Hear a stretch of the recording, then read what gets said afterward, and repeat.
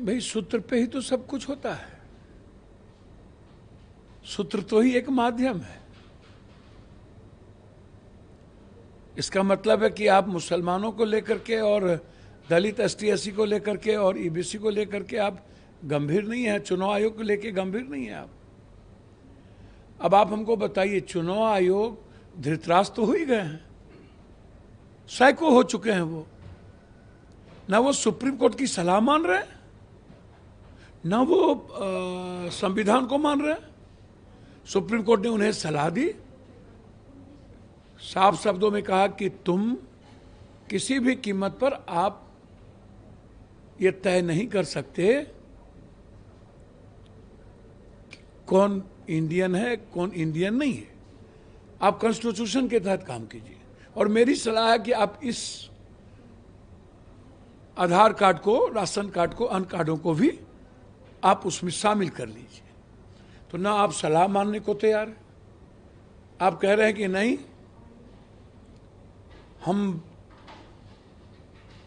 भाजपा के दुर्योधन के लिए जो काम कर रहे हैं, हमें कुछ भी जिग-जैग नहीं करना।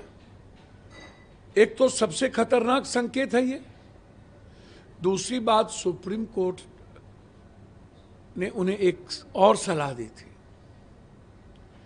कि आप ये बताइए कि ठीक है आप वर्किंग कीजिए कि ऐसी क्या जरूरत पड़ गई 6 महीना पहले आपको म्यांमार, नेपाल या बांग्लादेश के बारे में ये जानकारी नहीं थी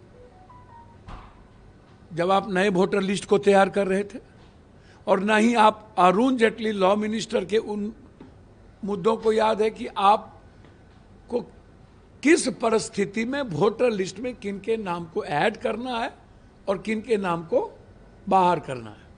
आप वो भी ध्यान में आपको नहीं है। अब आप कह रहे हैं कि मैं जा रहा हूं, हमें पता चला। तो हम चुनाव आयोग से पूछना चाहेंगे, अभी तो आपने फॉर्म बांटना शुरू किया, अब फॉर्म कहीं से आया नहीं। और दूसरी बात, आप कह रहे हैं कि जिनके बारे में हमको शक हो रहा है उनके पास आधार कार्ड भी है, राशन कार्ड भी है, लेकिन वो गलत तरीके से है।